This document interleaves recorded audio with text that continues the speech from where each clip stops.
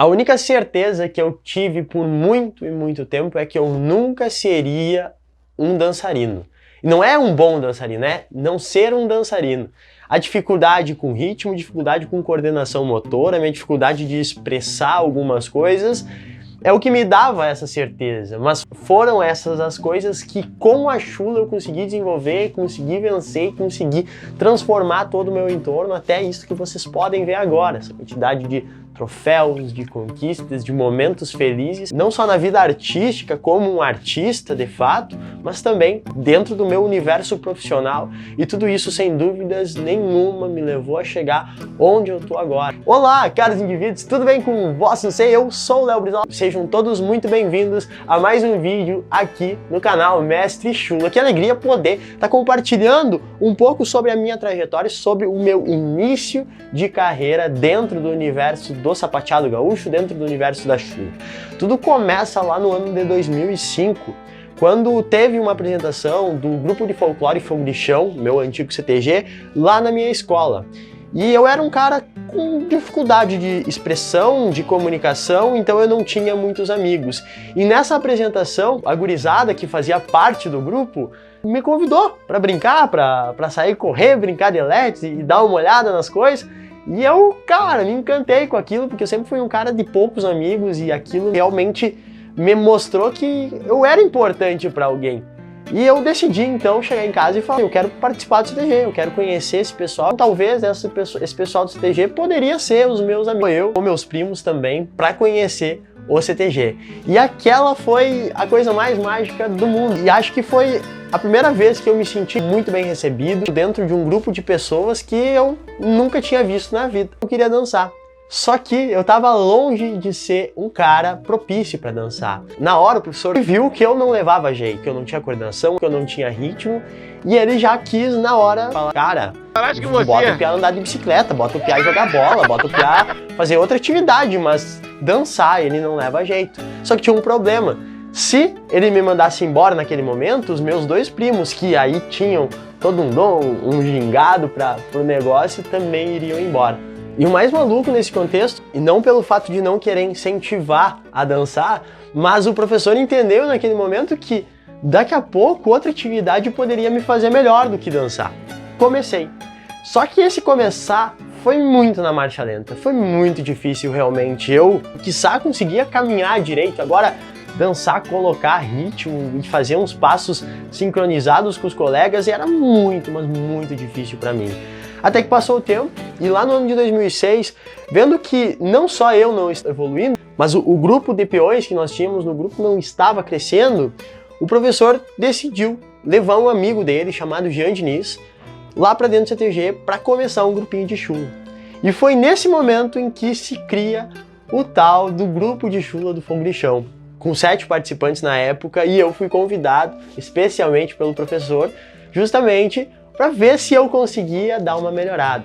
E nesse momento eu começo a participar das aulas de Shula. As aulas aconteciam todos os sábados na parte da manhã. O Jean Diniz, na época, era o atual vice-campeão do estado do Rio Grande do Sul, tinha sido o segundo colocado no ENART de 2005, e em 2006 ele começa esse grupinho. O que a gente aprendia era mais conceito básico, mais informação básica para sapateio gaúcho, claro, pegando os passos de Shula e a partir desses passos de Shula a gente desenvolvendo expressão corporal, expressão facial, coordenação motora, que eu acho que era o fundamental.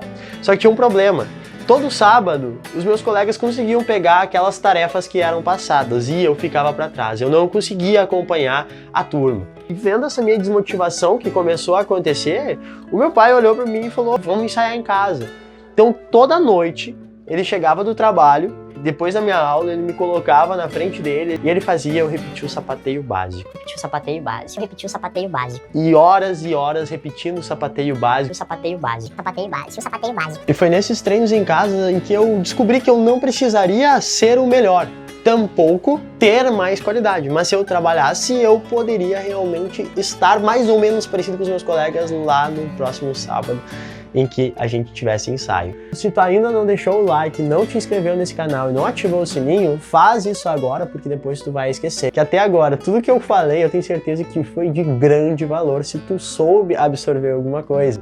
Não esquece de compartilhar já com um parceiro teu e deixa nos comentários alguma coisa que tu quer saber mais sobre a chula e sobre esse simples chuleador que vos fala aqui de frente para a câmera, conversando, tentando passar um pouco do seu conhecimento. Todo esse contexto me ajudou a melhorar também um termo muito importante dentro da chula que a gente chama de criatividade. Porque eu comecei a entender que, por mais difíceis que fossem alguns movimentos que me eram passados pelo professor, eu poderia adaptar, eu poderia reconstruir aquela movimentação de forma que ficasse mais fácil de executar. Foi nesse momento em que eu comecei também a criar os meus passos. Eu começo naturalmente a desenvolver a minha criatividade. Além disso, ao invés de eu ter somente aqueles passos que me eram passados pelo professor, que eu seguia obviamente treinando difícil, eu comecei a ter outras cartas na manga, porque agora eu tinha aqueles passos que eram adaptados por mim, a partir dos passos do professor, mas os passos que eram passados pelos professores, que todos os colegas sabiam, mas eu tinha os meus próprios passos. E foi esse contexto inteiro que moldou aquilo que me tornou realmente um grande chuleador.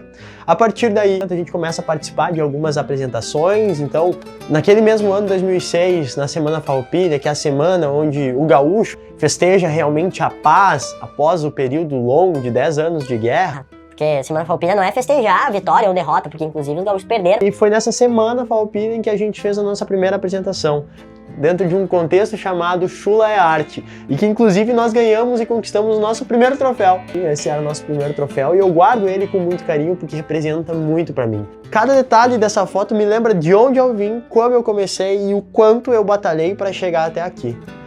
Tivemos outras apresentações, até que chegou o grande momento. O momento de participar do primeiro concurso.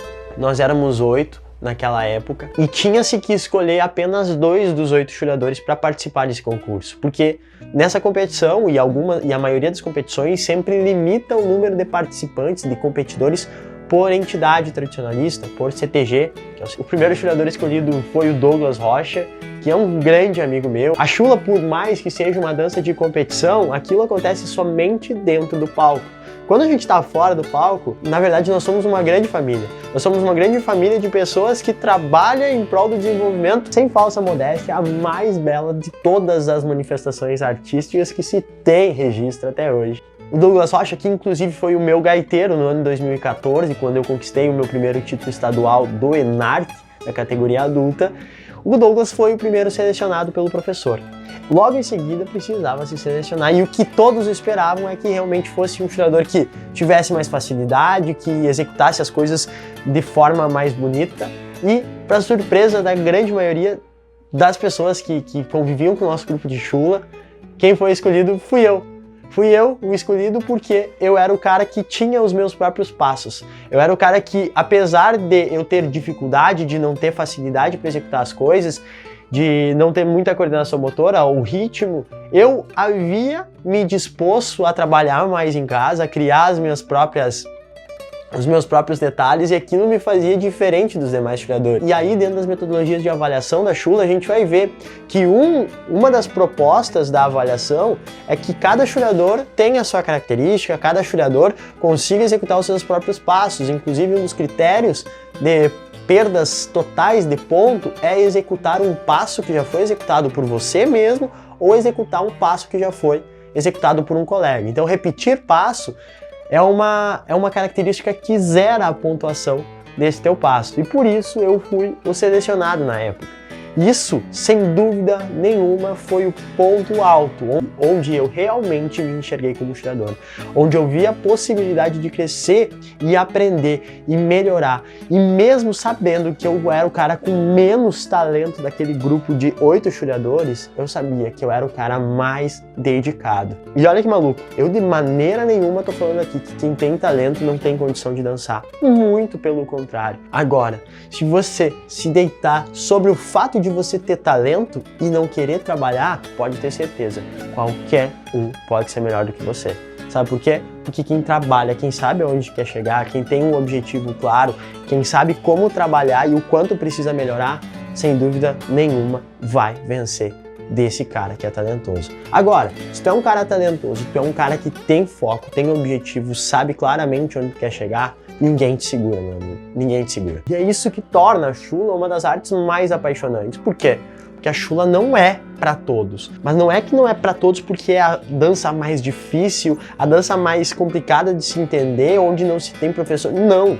Na verdade, a chula é uma dança que não é para todos, porque é uma dança que seleciona justamente quem tem força de vontade, quem tem persistência. A persistência é o ponto-chave de todo grande chulador. É o que faz a gente ter grandes conquistas e principalmente perdurar no longo prazo. É uma dança que a gente não pode enxergar em 1 ano ou 2 anos, é uma dança que a gente deve enxergar num longo prazo. E tu ter persistência te leva a conquistar grandes coisas, independente do teu talento, independente da tua facilidade de executar qualquer coisa. E isso a chula mostra muito claramente.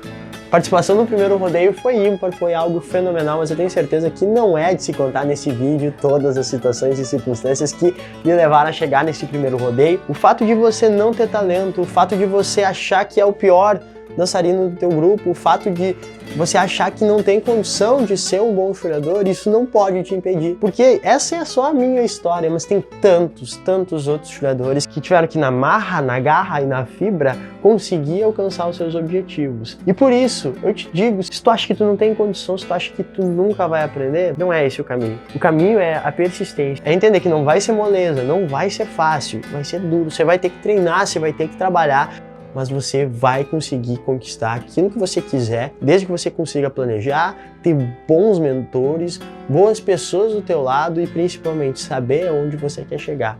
Ademais, eu espero te encontrar no próximo vídeo. Um grande abraço, não esquece de deixar o like e a gente se fala. Valeu, falou!